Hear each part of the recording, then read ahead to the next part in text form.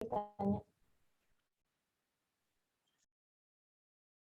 Jadi kan di sini Al-Alus ini di latar belakangnya nulis kitabnya karena Halo Yuli, mohon maaf suaranya kecil ya Yul. Sekarang udah gede belum? Ya udah Yul, udah. Oke. Kan latar belakang Al-Alusi menulis kitabnya ini karena permasalahan yang terjadi di masyarakat waktu itu ya Kak. Boleh tahu nggak sih Kak masalah yang paling menonjol yang sehingga menyebabkan Al-Alusi berhenti dari jabatannya sebagai mufti Baghdad waktu itu dan memutuskan untuk menulis kitab tafsir untuk menyelesaikan permasalahan yang ada dalam masyarakat gitu Kak. Permasalahan yang menonjolnya itu apa sih Kak gitu? Terima kasih. Baik, terima kasih Kak Yuli. Mungkin saya ulang pertanyaannya. Sebagaimana tadi bahwa latar belakang penulisan kitab ini adalah sebagaimana beliau melihat banyaknya permasalahan-permasalahan pada masyarakat yang mana memang harus merujuk kembali kepada Al-Quran gitu ya. Jadi Kak Yuli bertanya, kira-kira masalah pada saat itu apa sih yang paling menonjol? Begitu nggak Kak Yuli? Iya Kak. Baik, terima kasih Kak Yuli. Kemudian kepada teman-teman yang lain yang ingin bertanya. Ya, Assalamualaikum warahmatullahi wabarakatuh. Kakak pemakalah, saya izin bertanya mengenai ada gak sih sejarah penamaan kitab ini gitu, atau ada gak sih korelasinya terkait penamaan kitab ini dengan biografi-biografi yang telah disebutkan para pemakalah. Terima kasih. Baik, terima kasih Kak Yunita. Saya ulangi pertanyaannya, ada nggak sih sejarah dari penamaan kitab Tafsir Ruh Al-Ma'ani ini dengan biografi-biografi Imam Al-Alusi ini?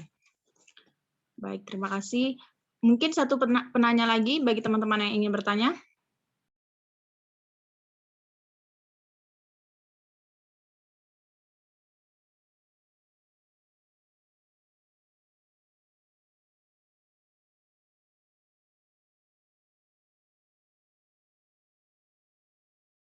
Assalamualaikum Kak Winda, izin bertanya, punten boleh?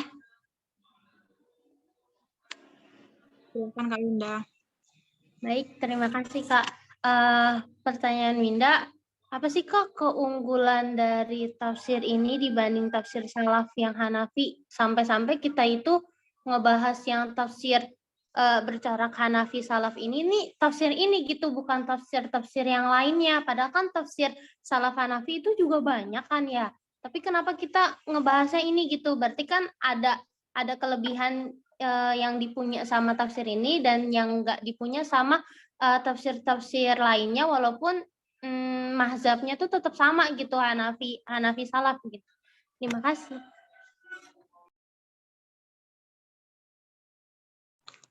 Baik, terima kasih Kak Winda. Mungkin saya ulangi lagi pertanyaannya, apa sih keunggulan kitab Tafsir Ruh Al-Ma'ani ini dengan kitab tafsir salaf Hanafi lainnya? Karena mengapa cuman ini gitu yang dibahas gitu. Baik, berarti ada 3 penanya tadi ya. Mungkin kepada kami pemakala akan menjawab, atau mungkin teman-teman yang lain yang ingin menjawab dipersilahkan.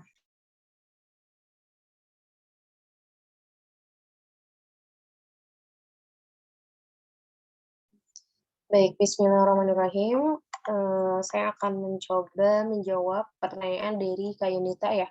Kenapa dinamakan Tafsir Ruh Al-Ma'ani fi Tafsir Al-Quran Al-Azim wa Al-As'ab Al-Masani. Itu nama panjangnya. Atau nama lengkap dari karya tafsir ini. Sebenarnya kalau ditanya kenapa sih gitu, ada latar belakangnya nggak sih? Itu tidak dijelaskan secara komprehensif ya dari sumber-sumber yang kita baca. Tetapi secara historisnya karena beliau ini Al-Alusi ini sempat menduduki salah satu pemerintahan atau memiliki rekan-rekan pemerintahan, maka dari itu ia pernah meminta tolong atau meminta rekomendasi kepada salah satu perdana menteri yang bernama Ali Ridho Pasha, karena beliau sendiri itu kebingungan untuk menemukan namanya. Seperti itu. Akhirnya Perdana Menteri Ali Ridho inilah yang mengemukakan bahwasanya beliau itu juga sangat-sangat spontan gitu, nggak pakai mungkin mungkin saya pikir-pikir dulu ya gitu, mungkin saya istikharahin dulu ya, enggak, tapi benar-benar secara spontan langsung tafsir Ruh al-Ma'ani fi tafsir Al-Qur'an al-Azim wa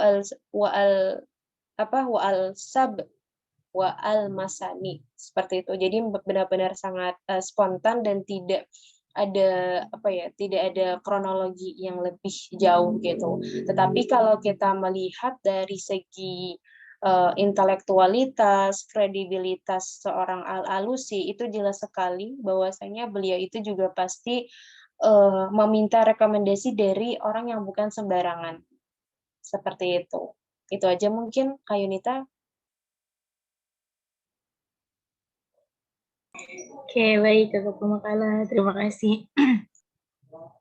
Ya, selanjutnya untuk pertanyaan Kak Winda, apakah boleh diulangi, Kakak moderator? Baik, Kak Amida, pertanyaan Kak Winda tadi, apa sih keunggulan kitab Tafsir Al-Ma'ani ini dengan kitab tafsir salaf Hanafi lainnya gitu? Baik, begini, jadi Tafsir Al-Ma'ani ini sejauh yang saya baca dan sejauh yang saya ketahui, yang pertama, kalau kita melihat Tafsir Al-Ma'ani ini cukup masyhur ya, baik di kalangan ulama-ulama terdahulu maupun para pengkaji tafsir sekarang. Dan itu mungkin menjadi salah satu alasan kita gitu, kenapa kita mempelajari tafsir ini. Dan karena tafsir ini juga sangat-sangat dibahas secara komprehensif. Yang pertama begini, yang pertama meskipun tafsir ini dibahas secara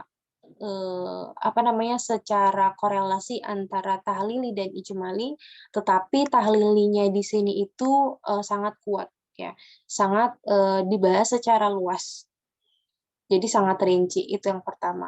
Kemudian yang kedua, kalau kita melihat tafsir ini, kita tinjau tafsir ini, itu juga ada korelasi antara tasawuf, ya, persoalan-persoalan akidah dengan hukum, ya. Yang mana biasanya persoalan umat itu kan yang paling utama kan adalah ketika ingin menjawab persoalan yang dihadapi problematikanya gitu. Nah, ketika menemukan tafsir yang dibahas secara rinci, maka tafsir inilah yang menjadi rujukan. Seperti itu. Itu yang kedua. Kemudian yang ketiga juga, apa yang dibahas di dalamnya itu tidak cenderung fanatik, ya. Jadi ketika dia mengemukakan salah satu hukum, ya kan, semisal dari pandangan mazhab Syafi'i seperti ini, tidak berhenti di situ saja, melainkan juga ada mazhab Hanafi dan lain sebagainya. Nah, maka dari ini memungkinkan orang dari aliran apapun itu juga bisa mengambil dari kitab ini. Karena apa? Karena kitab ini juga mencakup apa yang mereka cari. Seperti itu. Kemudian keunggulan lainnya juga kita lihat apa ya tadi? Oh, dari ini, dari bagaimana cara beliau itu menjelaskannya.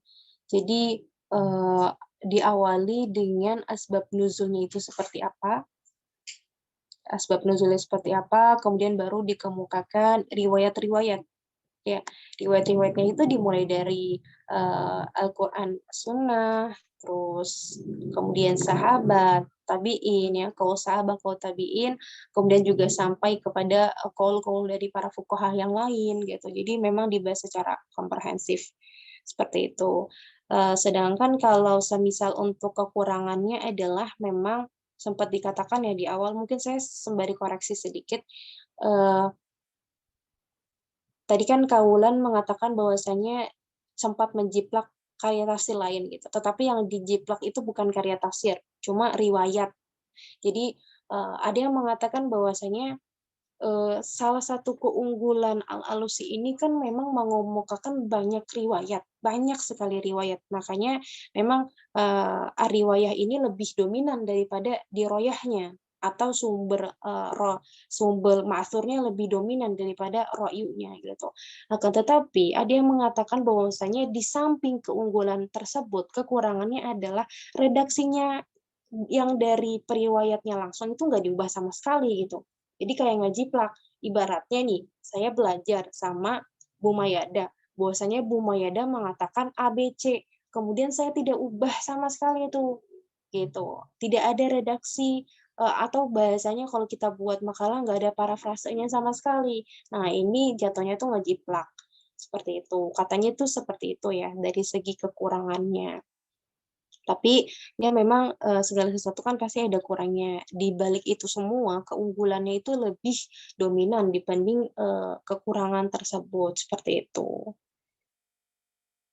Begitu mungkin ada yang mau menambahkan atau kurang jelas, boleh ditanggapi ya. Iya, Assalamualaikum Kak Hamidah. Waalaikumsalam warahmatullahi. Aku mau menambahkan sedikit dari jawaban Kak Hamidah tadi. Kan tadi Kak Hamidah bilang itu jadi salah satu keunggulan ya dari tafsir ini itu adalah terperinci. Nah, mungkin juga ini jadi salah satu alasan kadang tafsir ini tuh disebut sebagai tafsir ensiklopedis. Jadi tafsir ini tuh memang memuat pendapat-pendapat dari mufasir-mufasir sebelumnya, terutama dari Al-Zamakhsyari dan juga Baidawi. Nah, jadi beliau ini kan mengutip dari pendapat mufasir sebelumnya itu, tapi bukan cuma sekedar memasuki aja. Ketika beliau merasa tidak cocok dengan pendapat tersebut, beliau itu menjelaskan. Nah, biasanya kan kalau dalam tafsir-tafsir itu ketika mengutip pendapat ulama atau mufasir lain itu kan hanya kayak memasukkannya saja. Nah, tapi ini berbeda dalam tafsir Ruh Ma'ani ini. Terus juga apa ya? Jadi pada intinya beliau tuh bukan hanya memasukkan tapi juga menjelaskannya lagi tentang pendapat beliau terhadap pendapat para ulama tersebut. Mungkin segitu aja, Kak. Oh ya, Kak Uti masih boleh bertanya atau tidak ya? Silakan Kak Andita. Iya, saya mau bertanya pendapat para ulama terkait tafsir ini tuh bagaimana? Lanjut Kak, tadi suaranya kecil. Oh, kecil. Iya, mau bertanya tentang pendapat para ulama mengenai tafsir Ruh Al-Ma'ani ini bagaimana, atau mungkin pendapat para ulama mengenai Al-Alusi itu sendiri. Terdengar tidak, Kak Uti? Terdengar Kak. Terima kasih Kak Andita. Jadi pertanyaannya bagaimana pendapat para ulama mengenai kitab tafsir Al-Ma'ani ini dan pendapat ulama juga terhadap Imam Al-Alusinya sendiri. Baik, Iya, mungkin ya Kak Andita, mungkin ini sekalian menunggu pertanyaan teman-teman yang lain, mungkin saya akan sedikit menjawab pertanyaan Kak Yuli tadi ya. Tapi sebelumnya saya mohon koreksinya kepada Kak Hamidah dan teman-teman lainnya. Jadi kan tadi pertanyaan Kak Yuli kan latar belakang penulisan kitab ini kan juga adalah karena Imam Al-Alusi menemukan banyak sekali masalah dalam masyarakat. Lalu apakah masalah yang menonjol gitu? Saya mungkin bahan bacaan saya kurang luas gitu ya. Tapi yang saya baca belum ada menemukan secara spesifik masalah apa yang menyebabkan Imam Al-Alusi ini hingga bertekad untuk menulis kitab tafsir tersebut gitu. Namun sepemahaman saya kan yang ada seperti ada di makalah, beliau mengatakan banyaknya masalah pada masa itu, pada masa Imam Al-Alusi ini, masalah yang sulit dipecahkan gitu. Jadi sebagaimana ini ya Kak, kita kan sebagaimana kita ketahui semakin berkembangnya zaman maka permasalahan-permasalahan umat semakin banyak juga gitu ya kan. Begitu juga pada yang terjadi pada masa Imam Al-Alusi ini gitu. Apalagi kan Imam Al-Alusi ini juga termasuk yang ulama mutaakhirin gitu. Jadi otomatis permasalahan umat, perkembangan zaman semakin besar dan permasalahan umat juga semakin banyak gitu. Lalu pada saat itu mungkin dengan banyaknya permasalahan umat, lalu sulitnya para umat juga untuk mengetahui ini pemecah masalahnya apa gitu, apa namanya, solusinya apa gitu ya bahasanya. Jadi disitulah mungkin Imam Al-Alusi ini menulis kitab tafsir yang mana ini nih saya buat kitab yang mana permasalahan pada masa saat itu tuh insya Allah bisa dipecahkan dengan membaca kitab ini gitu. Jadi kalau ditanya apa masalah yang menonjol, mungkin saya nggak tahu atau mungkin teman-teman yang lain nanti bisa menjawab, mungkin yang tahu. Namun hal itu kan menjadi hal yang biasa gitu ya Kak Yul. Setiap zaman berkembang maka permasalahan umat semakin banyak, ya beragam gitu masalahnya, banyak gitu, nggak cuma satu mungkin. Jadi ya mungkin karena itu juga Imam Al-Alusi ini menulis kitab ini karena beliau sadar pada masa saat itu semakin banyaknya permasalahan umat, namun sedikit yang mengetahui pemecahnya atau solusinya gitu. Jadi itulah beliau membuat kitab tafsir tersebut. Mungkin Kak Hamida atau teman-teman yang lain ingin mengoreksi atau menambah, dipersilahkan. Baik, saya mohon izin untuk menambahkan sedikit. Jadi memang sebagaimana yang sudah dikatakan oleh Kak Wulan ya, itu benar sekali. Kita tidak bisa memberitakan secara spesifik seperti apa sih memang apa sih orak-arik ya masalah yang ada, kecuali memang kita melihat histori secara lebih jauh, seperti beliau itu lahir tahun berapa, kemudian juga kehidupan beliau itu seperti apa, dan lain sebagainya. Cuma mungkin yang ingin saya sampaikan adalah biasanya memang menafsirkan Al-Quran itu kan antara dua hal, atau tiga lah ya. Yang pertama memang keinginan pribadi untuk menafsirkan Al-Quran, ya kan. Kemudian yang kedua adalah untuk sebagai rujukan pada problematika umat pada saat itu, atau yang ketiga itu karena politik. Nah, karena politik, entah politik yang ada pada seorang penulis itu sendiri, atau politik yang mendukung kondisi saat itu. Nah, kalau kita melihat ya latar belakang, metode penulisan dan lain sebagainya, itu cenderung tidak ada unsur politiknya. Seperti itu. Jadi memang lebih kepada persoalan untuk lillahi ta'ala, untuk umat lah pokoknya. Ini sebagaimana umat butuhnya apa, nih saya sajikan seperti ini, bla bla bla. Gitu. Jadi kalau dilihat lebih kemana sih ya antara dua ini gitu. Yang pertama dia kepengen menulis kitab juga, yang kedua juga ingin membahas persoalan umat. Seperti itu. Kemudian saya juga mohon izin untuk menjawab pertanyaan dari Kak Anita terkait dengan komentar para ulama ya terhadap tafsir Ruh Al-Ma'ani, seperti itu. Mungkin di sini saya akan membahas pernyataan ulama secara umum dan juga secara spesifik terkait dengan kelemahan dan kelebihannya. Jadi yang pertama, komentarnya itu ada yang mengatakan bahwasanya tafsir Ruh Al-Ma'ani ini karena penulisnya itu cenderung bertasawuf ya, itu terlalu ini banget sih, cenderung ke isyari banget, seperti itu. Selalu menakwilkan banget, seperti itu. Tetapi ada yang menyanggah bahwasanya memang tafsir ini bercorak isyari ya, tetapi isyari itu hanya apa ya, hanya digariskan hanya untuk mengungkap ayat-ayat yang memang sulit saja gitu. Untuk apa ya, dari lafaz-lafaz yang ada yang mungkin cenderung entah itu gharib ya kan, asing atau apa, yang kemudian biar orang-orang itu dapat memahami, seperti itu.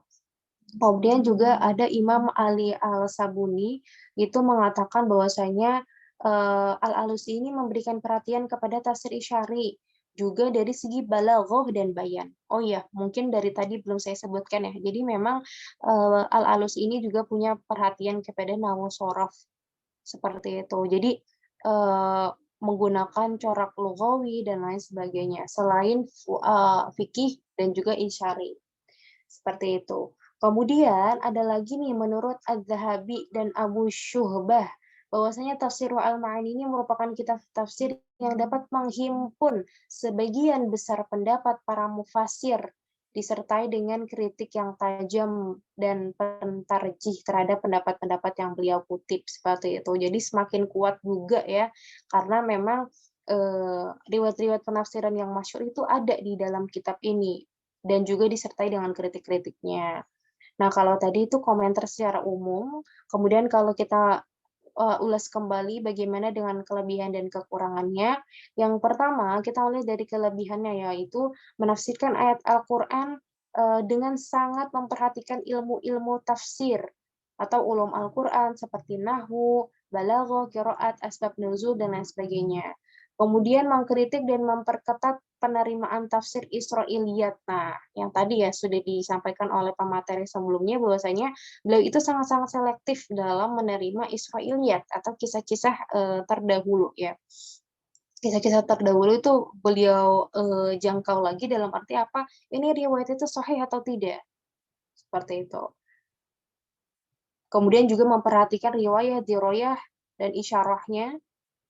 Terus seperti meliputi ulama salaf maupun khalaf dan ahli-ahli ilmu. Terus juga menjelaskan ayat-ayat hukum. Seperti itu. Ayat-ayat hukum kan pasti sangat-sangat dibutuhkan ya oleh umat.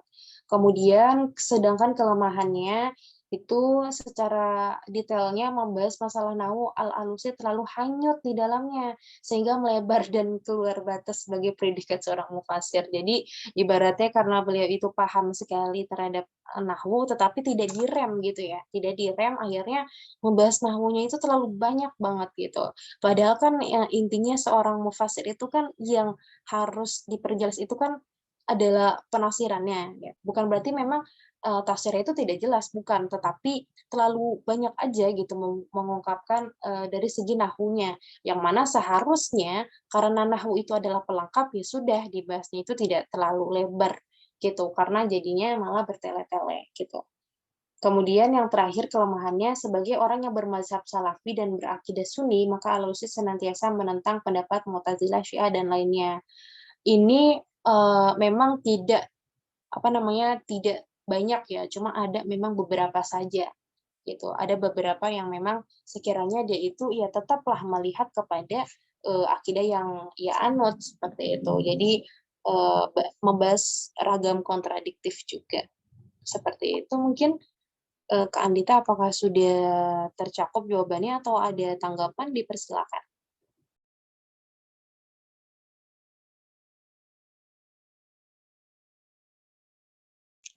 Baik, bagaimana Kak Andita? Apakah sudah sudah Kak? Iya, sudah Kak Uti. Makasih banyak Kak Mida atas jawabannya. Baik.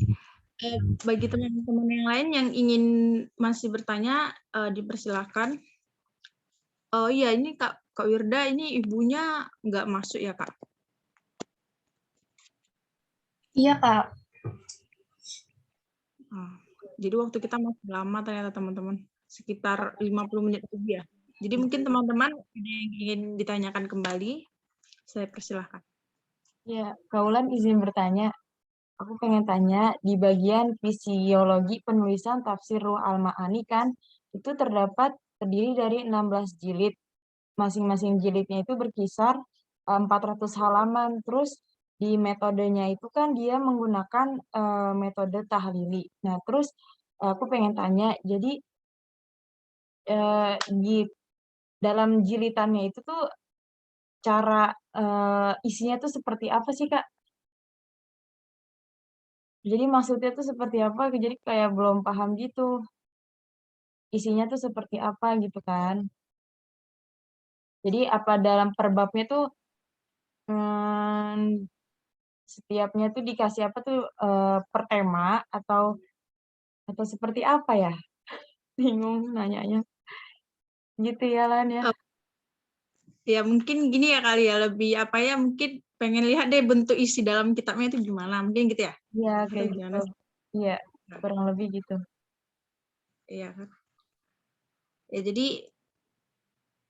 aduh gimana apa tadi? Dalam fisiologi tafsir ini kan terdiri dari beberapa jilid gitu ya, juga terus dalam metode penafsirannya juga berupa bentuk tahlili. Jadi Cindy menanyakan kira-kira penafsirannya seperti apa gitu ya. Mungkin bentuk isi dalam kitabnya seperti apa, apakah dibuat per bab atau gimana gitu. Seperti itu ya, Sin ya? Iya, seperti itu. Terus Lan kalau misalkan di kitabnya ini ada 16 jilid, Tapi kalau misalkan yang di PDF-nya terdiri dari 30 jilid, itu kenapa bisa banyakan di PDF-nya ya?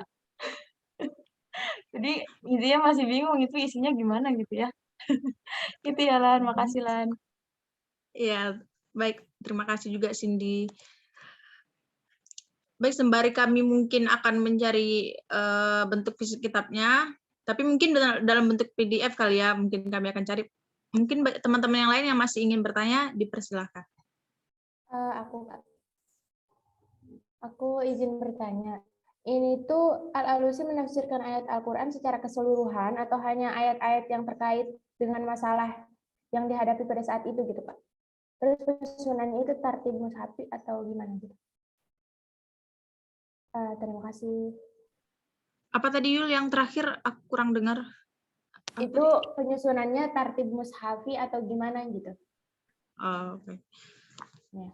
Jadi pertanyaan Yuli, apakah tafsir Al-Ma'ani ini menafsirkan seluruh ayat atau hanya kira-kira ayat yang terkait dengan permasalahan pada saat itu? Lalu juga apakah penafsiran ini tartib mushafi atau tidak? Ya. Baik, terima kasih Kak Yul. Kak, aku mau bantu jawab dong dari pertanyaan Kak Cindy. Silakan Kak Ya. Yul.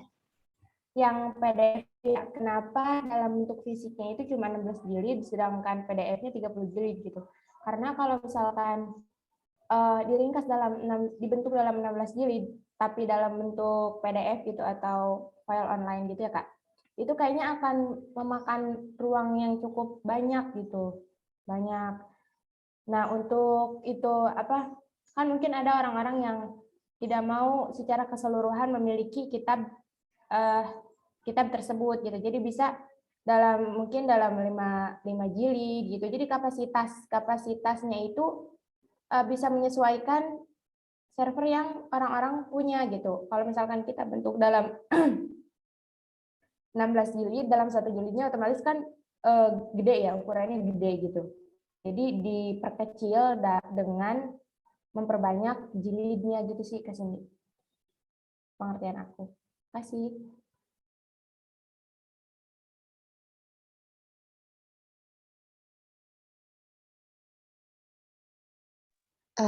Baik, tersisa apa pertanyaan yang belum? Kak Uti? Ya, Kak Aminda, pertanyaan tadi yang udah dijawab Yuli tadi pertanyaan Cindy yang kedua ya. Kenapa kitab fisik secara aslinya dengan PDF-nya itu, kenapa PDF lebih banyak jilidnya daripada kitab jilid yang asli gitu? Tadi sudah dijawab Yuli. Kemudian pertanyaan Cindy yang pertama itu tadi yang terkait fisiologi tafsir Al-Ma'ani dengan metode penafsirannya kan metode penafsiran tahlili. Lalu isi kitabnya kira-kira bagaimana dan juga apakah dalam kitab tafsir tersebut apakah ditulis secara bab per bab gitu. Kemudian pertanyaan pertanyaan Yuli, apakah tafsir ini menafsirkan seluruh ayat atau hanya ayat tertentu yang terkait dengan permasalahan pada masa saat itu, dan juga apakah kitab ini tartib mushafi atau tidak? Baik, saya mohon izin menjawab, tetapi sembari saya mohon izin menjawab, itu saya men-share salah satu tafsir Ruh Al-Ma'ani, jilid 2. Jadi mungkin kalau ada yang bisa share screen, nah ya. Sebelum saya masuk ke sini, saya mencoba untuk menjawab beberapa pertanyaan yang tadi dulu. Jadi memang tafsir Ruh Al-Ma'ani ini kalau yang dibaca sesuai sistematika ya, belum kita masuk di sini nih, sesuai sistematika bahwasanya tafsir Ruh Al-Ma'ani itu susunannya jadi memang itu tahlili ya, itu tahlili dan dari Al-Fatihah sampai An-Nas, jadi tartib mushafi, seperti itu, tartib mushafi. Jadi memang kalau semisal kayak yang Yuli tanyakan, apakah membahas hukum-hukum yang memang dipertanyakan saja atau tidak, seperti itu. Nah, ini saya kembalikan lagi. Kemarin itu kan saya juga sempat menanya hal ini kepada Bu Mayada. Tetapi Bu Mayada itu bilang itu semua tergantung penulis gitu. Yang jelas adalah semua ayat itu dari dari Al-Fatihah sampai An-Nas itu dibahas semua. Ya, yang kemudian apabila ayat itu terdapat sebuah hukum, ya secara umum dibahas. Tetapi kalau semisal tidak ada, ya itu juga terserah penulis. Gitu. Intinya adalah secara umum ketika memang dikatakan tartib mushafi, berarti itu ditulisnya itu dari awal surah sampai akhir. Gitu. Kemudian pembahasan-pembahasan hukum yang mana saja itu tergantung dari si penulis, seperti itu. Tetapi kalau kita melihat di sini, Al-Alusi ini sepertinya memang cenderung membahas persoalan-persoalan yang memang ada di setiap ayat ya gitu. Karena memang ini sangat-sangat komprehensif sekali gitu. Jadi kalau sekiranya ayat itu membahas sebuah hukum ya maka diperjelas seperti itu. Jadi memang urutannya itu untuk kalau tadi kan penjelasan per Al-Qur'annya gitu secara keseluruhan itu tartib mushafi.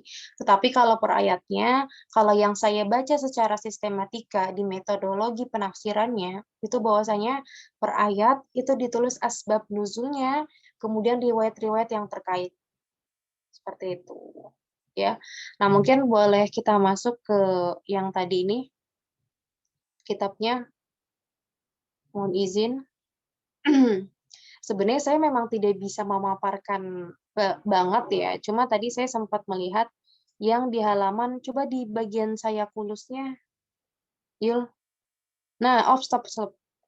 Tadi mana tuh yang ada Yahdi Mayyasha?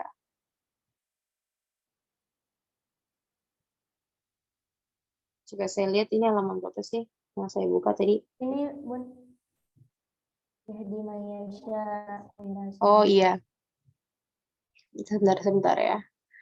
Ini kan itu halaman berapa sih, Yul? Oh, halaman 3 ya. Nah, halaman sebentar saya dipanggil. Halaman 3 ya.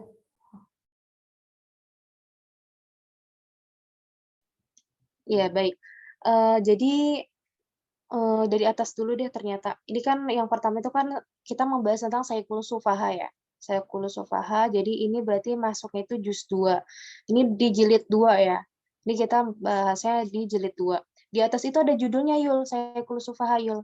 Ke atas lagi deh Yul. Nah, stop. Nah, di sini. Saiqulus Sufaha ini kan berarti memaparkan tentang salah satu surah dalam Al-Baqarah ya, atau juz 2. Nah, ini saya belum paham banget, mungkin teman-teman yang bisa menjelaskan boleh, tetapi kalau kita melihat di sini di kalimat 1, 2, 3, 4 itu ada keterangan ayat ini diturunkan gitu. Oh, berarti bisa kita pahami bahwasanya ini asbab nuzulnya. Ya kan? Bisa dilihat itu hadil ayah bla bla bla bla bla gitu. Nah, ini berarti bisa kita simpulkan bahwasanya ini sekiranya kira-kira itu asbab nuzulnya sesuai dengan stop. Nah, terus kan juga tadi kan sempat saya sampaikan bahwasanya setelah ada asbab nuzul itu ada yang namanya riwayat-riwayat ya, para qaul-qaul gitu. Nah, ini makanya ada nih. Ini ada beberapa qaul yang disampaikan gitu. Wa qala fuqaha salah. Apa sih ini? Wa qala kufal ya. Pokoknya seperti itu deh. Ini ada beberapa riwayat. Terus ada juga dari atasnya itu juga ada akhbar ya.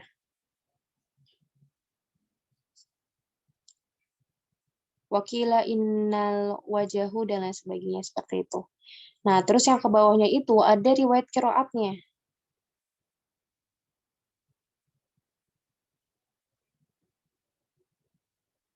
Ini masih penjelasan ini masih penjelasan tentang ayatnya. Dan beberapa riwayat masih di bawah lagi. Nah, stop. Nah, di sini ada riwayat qiraatnya nih. Yadi mayyasha ila siratim mustaqim itu di bagian mulai ke riwayat qiraat. Di bawah lagi Yul. Terus up. Nah, ya itu yang ada angka 142 yang gede banget tuh Yul. Itu ke bawah-bawahnya itu riwayat qiraatnya. Ada beberapa riwayat qiraatnya seperti itu. Ya pokoknya kalau kita melihat seperti ini ya, sebenarnya kalau kita melihat dari kalau saya pribadi tuh ngelihat buku kitab ini tuh cukup agak kalau dari tata letak ya itu agak memusingkan ya, karena Ini memang kayak ya garis besarnya gitu ya. iya betul agak memusingkan gitu. Tetapi ya beginilah. Gitu. Jadi di samping dari segi komprehensifnya itu bahkan kita nggak dikelompokkan juga gitu kan. Biasanya kan semisal ada tanda kurung gitu kan. Semisal dilihat dari segi qiraatnya gitu atau dilihat dari asbabun nuzulnya seperti itu. Kalau ini tuh nggak ada, dari awal sampai bawah dibahas gitu. Jadi memang sistemnya itu ada juga yang jadi per ayat ini satu ayat itu ya udah dijelasin seluruhnya gitu. Ya kira-kira seperti itu. Mungkin saya memang enggak bisa menjelaskan lebih banyak atau mungkin justru memusingkan teman-teman semua. Cuma nanti itu dari segi kefakiran saya nanti bisa kita ulas kembali ke Ibu Mayada. Tapi kurang lebih seperti ini ya. Itu teman-teman mungkin ada yang ingin bertanya. Ya, jadi gimana Kak Cindy? Apakah kira-kira bisa menjawab gitu pertanyaannya? Jadi seperti yang kita lihat tadi ya, yang seperti bilang Kak Amida, memang kayaknya kitab Tafsirul Al-Ma'ani ini sedikit pusing gitu bacanya. Mungkin ayat kayak satu ayat juga tadi kita lihat saya kulus sufaha minan nas. Ternyata saya tadi juga dalam pikiran saya kulus sufaha sampai habis gitu ayatnya baru dijelasin. Ternyata enggak. Ternyata saya kulus sufaha dulu baru dijelasin, baru nanti sambung lagi ke potongan ayat berikutnya gitu. Nyambung gitu semua. Ya, berarti nggak ada ini, berarti Kak Cindy nggak ada nggak ada pengelompokan bab-bab tertentu gitu. Berarti memang dijelaskan memang dari awal sampai akhir gitu, yang mana dijelaskan seperlunya saja, ada juga yang mungkin dijelaskan memang sangat mendetail gitu. Iya Kak, terima kasih Kak. Ya, kami mohon maaf mungkin belum nggak bisa menjelaskan secara mungkin yang buat teman-teman paham gitu, tapi setidaknya gambarannya seperti itulah kitab tafsir Ruh Al-Ma'ani dalam bentuk PDF. Berarti dalam bentuk jilid asli kemungkinan pasti juga seperti itu gitu teman-teman. Baik teman-teman yang lain, apakah masih ada yang ingin bertanya? Kak, maaf di sini Yuni izin menambahkan sedikit ya Kak, yang tentang Israiliyat dalam tafsir ini tadi, dalam kitab ini tadi. Nah di sini ini nggak sengaja baca sebenarnya, gitu. Ini ada tentang Israiliyat gitu kan. Nah terus nggak sengaja baca, nemu kitab ini, penjelasan kitab ini Ruhul Ma'ani. Nah yang dalam Israiliyatnya gini, kata kan bahwasanya Imam Alusi ini kan termasuk ulama yang datang belakangan ya Kak, dan beliau itu memiliki peran serta ilmiah dalam banyak ilmu dan wawasan yang luas. Terdapat kedengaran nggak suaraku? Kedengeran Iya, Kak? jelas. Iya. Dia memiliki peran serta ilmiah yang dalam banyak ilmu dan wawasan yang luas terhadap perkataan-perkataan para pendahulunya, terutama para ulama dan imam hadis yang menguasai matan dan sanadnya. Oleh karena itu, dia tidak terjerumus ke dalam kesalahan para mufasir terdahulu, yaitu menyebutkan hadis-hadis palsu tentang keutamaan-keutamaan dan lainnya. Selain itu, tafsir ini bersih dari pengaruh Israiliyat. Dia hanya menyebutkan untuk menunjukkan kepalsuan dan kebatilannya, serta memperingatkan kaum muslimin, terutama para penuntut ilmu dan ahlinya, agar tidak mempercayai Israiliyat atau menyangka bahwa semua itu memiliki sumber dari dalam Islam. Jadi, kalau yang aku apa ya namanya yang aku simpulin dari yang Ma'ani Ruh ini, dia itu kan tadi katanya dalam memilih Israiliyat itu benar-benar hati-hati kan si apa namanya beliau ini yang apa Al-Alusi ini kan dalam hati-hati banget dalam memilih Israiliyat. Nah karena kehati-hatiannya itu bahkan dia dalam Israiliyatnya itu dia hanya menyebutkan bahwasanya Israiliyatnya itu dia apa namanya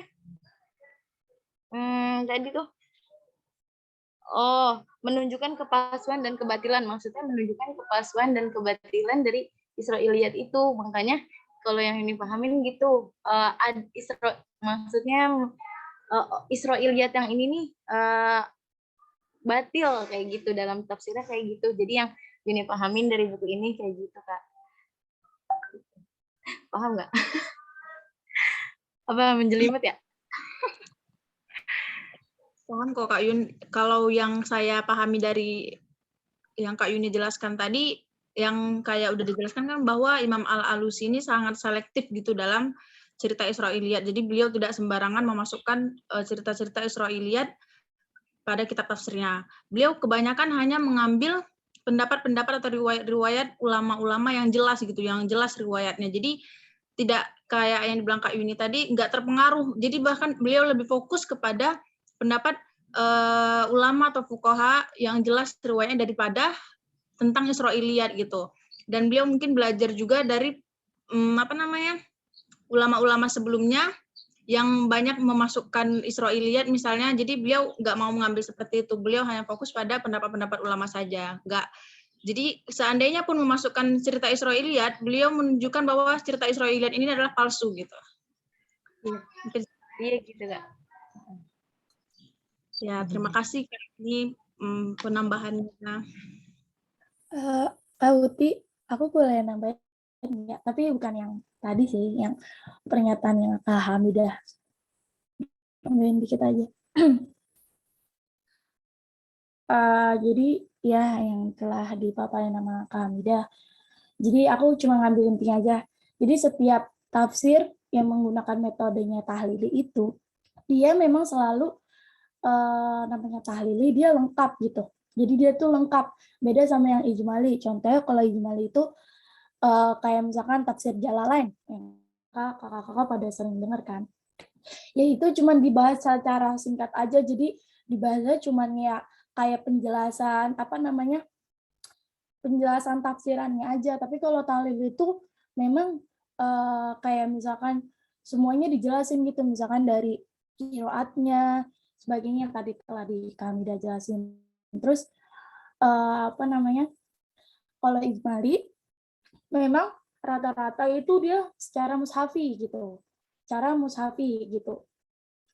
Kecuali kalau misalnya kayak per bab misalkan lebih ke kebanyakan tuh yang kecorak-corak fikih sih gitu. Yang per bab itu yang tafsir-tafsir ahkam gitu. Dan tafsir ahkam pun ada beberapa yang pakai ijmali, ada yang tahlil, jadi tergantung juga sih tadi yang kami udah bilang. Jadi ketika dia tahlil itu memang semuanya gitu, beruntun sampai benar-benar sampai ke dalamnya. Makanya rata-rata kitab yang memakai metode tahlil itu banyak babnya gitu, banyak bukan babnya maksudnya kayak jilidnya gitu. Kan kalau kayak misalkan toba-tobain gitu kan banyak gitu. Terus kayak misalkan yang lain-lain. Sedangkan kalau kayak misalkan tafsir Jalalain itu kan makanya ijmali, dia cuma ada 2 jilid doang gitu. Tapi dia tetap dari Al-Fatihah sampai Anas gitu. Tapi bahasnya nggak sampai rinci ke misalkan ke ilmu-ilmu ini gitu. Yang kayak tadi misalkan kayak ke qiraatnya lah, sampai kaul-kaulnya. Kalau dia cuma penafsirannya aja biasa kalau ijmali. Terus aku pengen tampain yang pertanyaannya Kak siapa, Kak Uti, boleh nggak sih yang tentang kenapa tuh yang PDF sama kitabnya kadang suka beda? Apa gitu bukan sih pertanyaannya? Iya, iya Kak Wil. Kenapa PDF itu lebih banyak jilidnya dibanding dengan kitab aslinya gitu? Oh, seperti itu ya. Aku boleh jawab nggak sih Kak? Silakan Kak Wil. Nah, ini yang aku pelajarin baru semalam ya. Jadi apa namanya? Waktu itu aku belajar tafsir Jalalain. Tapi pada yang di Zoom tuh pada make PDF-nya, sedangkan aku pakai kitab aslinya gitu. Itu beda kan gitu ya. Kenapa beda? Sebenarnya tergantung pencetak dari itunya sih, apa namanya, yang ngituin PDF-nya gitu. Terus yang sama, kan kadang kan kalau kebanyakan juga mungkin lebih besar juga kan ituannya. Jadinya seperti itu. Aku pun pas belajar, bahkan yang aku pas belajar tafsir Jalalain itu, dia benar-benar di dalam kotak itu apa namanya, ayat Qur'annya gitu. Sedangkan sampingnya baru syarahnya. Sedangkan kalau di kitab aku tuh jadi kayak misalkan innalladzina amanu, misalkan innalladzina amanu artinya apa, ntar dibuka kurung, dijelasin, ntar lanjut ayat lagi buka kurung. Jadi kalau di kitabnya tuh kayak gitu, baru yang kalau syarahnya tuh di sampingnya lebih jelas gitu. Jadi itu pun beda sama PDF. Awal aku bingung juga, terus sama halamannya juga beda gitu nyarinya, karena kan pada pakai PDF gitu.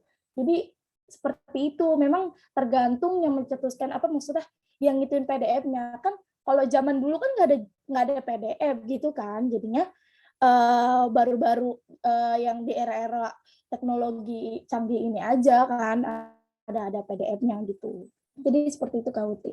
Terima kasih. Baik, terima kasih kembali juga Kak Wilda atas penambahan penjelasannya. Baik teman-teman, ini apakah kita masih mau lanjut pertanyaan atau bagaimana? Gimana Kak PJ? Atau Bu Kosma gimana? Menurut ini apakah kita lanjut atau sudah sampai di sini atau gimana? Selesainya sampai jam berapa, Kak? 9. Sampai jam 9. 9 pas ya? Iya, 9 pas. Oh iya, bentar lagi berarti. Teman-teman ada yang mau ditanyain lagi nggak? Salsa nih senyum-senyum aja. Ya, Kata mau- Salsa bilang udah capek katanya. Oh iya. Alhamdulillah, terima kasih kepada teman-teman semua yang sudah ikut berpartisipasi sehingga diskusi kita hari ini sangat aktif ya gitu. Baik, akhirul kalam. Wabillahi taufiq wal hidayah. Assalamualaikum warahmatullahi wabarakatuh. Terima kasih teman-teman. Gumawo.